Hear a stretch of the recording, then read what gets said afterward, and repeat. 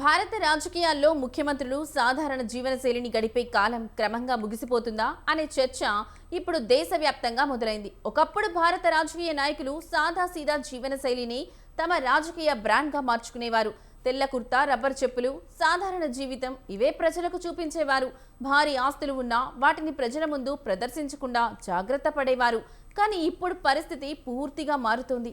ఆధునిక రాజకీయ నాయకులు తమ సంపదను దాచిపెట్టడం కన్నా దానిని తమ వ్యక్తిత్వంలో భాగంగా చూపించేందుకు వెనుకాడటం లేదు. ఇటీవల తమిళనాడులో నటుడు నుంచి రాజకీయ నాయకుడిగా మారిన విజయ్ రాజకీయ రంగంలో సంచలనం సృష్టించాడు.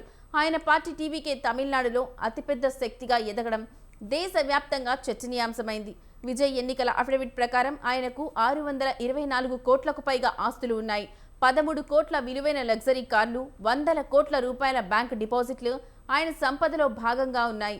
ఇప్పుడు కర్ణాటక రాజకీయాల్లో కూడా ఇదే తరహా మార్పు కనిపిస్తోంది. కాంగ్రెస్ సీనియర్ నేత డీకే శివకుమార్ త్వరలో కర్ణాటక ముఖ్యమంత్రిగా బాధ్యతలు చేపట్టే అవకాశాలు ఉన్నాయి.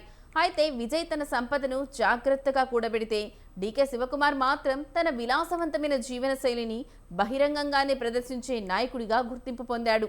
డీకే శివకుమార్ తాను సాధారణ రాజకీయ నాయకుడిని కాదని స్పష్టంగా చూపించారు.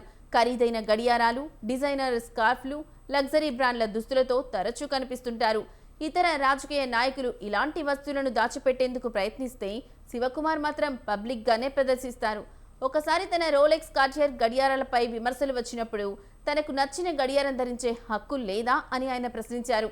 ఈ ఒక్క మాటే భారత రాజకీయాల్లో వస్తున్న కొత్త ధోరణిని స్పష్టంగా ప్రతిబింబిస్తోంది. ఇప్పుడు రాజకీయ నాయకులు తమ సంపదను దాచడం లేదు, గర్వంగా ప్రదర్శిస్తున్నారు.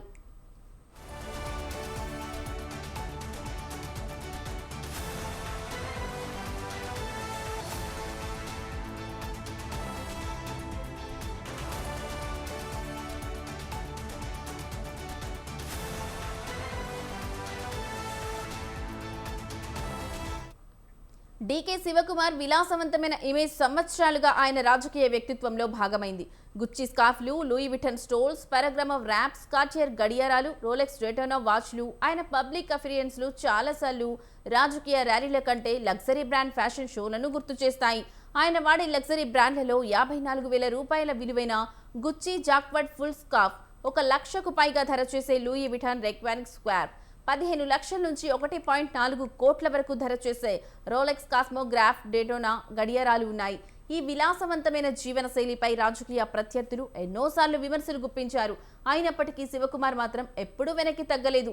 ఆయన 2023 ఎన్నికల అఫిడవిట్ ప్రకారం మొత్తం 1,413.80 కోట్ల ఆస్తులను ప్రకటించారు. అందులో 1,001 కోట్ల స్థిరాస్తులు, 273 కోట్ల చరాస్తులు ఉన్నాయి. 265 కోట్లకు పైగా అప్పులు ఉన్నప్పటికీ దేశంలోనే అత్యంత ధనిక రాజకీయ నాయకుల్లో ఆయన ఒకరిగా నిలిచారు. రియల్ ఎస్టేట్, ఇన్ఫ్రాస్ట్రక్చర్, క్వారియంగ్, విద్యా రంగాల్లో ఆయనకు వ్యాపారాలు ఉన్నాయి. కుటుంబ ట్రస్టుల ఆధ్వర్యంలో ఇంజనీరింగ్ కాలేజ్లు, ఫార్మసీ ఇన్స్టిట్యూట్లు, పబ్లిక్ స్కూళ్లు, మేనేజ్మెంట్ సంస్థలు నిర్వహిస్తున్నారు. అంతేకాకుండా బెంగళూరు సమీపంలోని బీదాదిలో ప్రతిపాదిత గ్రేటర్ బెంగళూరు ఇంటిగ్రేటర్ టౌన్షిప్ ప్రాజెక్టులో కూడా ఆయన కీలక పాత్ర ఉందని తెలుస్తోంది.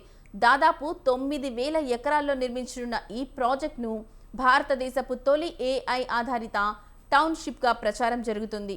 డీకే శివకుమార్ విలాసవంతమైన జీవితం కళ్లకు కనిపిస్తుంటే, విజయ్ కథ మాత్రం భిన్నంగా కనిపిస్తోంది. సంపద ఉన్న ఆయన పెట్టుబడి విధానం చాలా పద్ధతిగా ఉందని విశ్లేషకులు చెబుతున్నారు.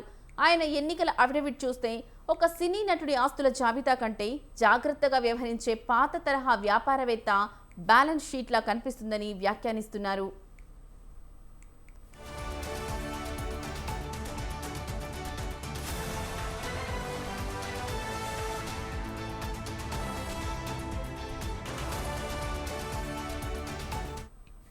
624 కోట్ల నికర ఆస్తుల్లో 313 కోట్లకు పైగా బ్యాంకు డిపాజిట్లు, సేవింగ్స్ అకౌంట్స్లోనే ఉంచారు.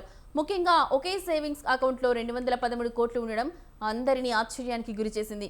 మ్యూచువల్ ఫండ్లు, స్టాక్ మార్కెట్లో భారీ పెట్టుబడులు పెట్టకుండా భద్రతకు ప్రాధాన్యం ఇచ్చినట్లు తెలుస్తోంది. విజయ్ స్టాక్ మార్కెట్ పెట్టుబడులు ఆయన మొత్తం సంపదలో 0.04% కన్నా తక్కువగా ఉన్నాయని సమాచారం. అయితే భూములపై మాత్రం భారీగా పెట్టుబడులు పెట్టారు.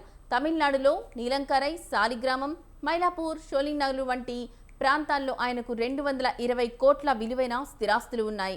కార్ల విషయానికి వస్తే ఆయన గ్యారేజ్లో 13.5 కోట్ల విలువైన లగ్జరీ వాహనాలు ఉన్నాయి.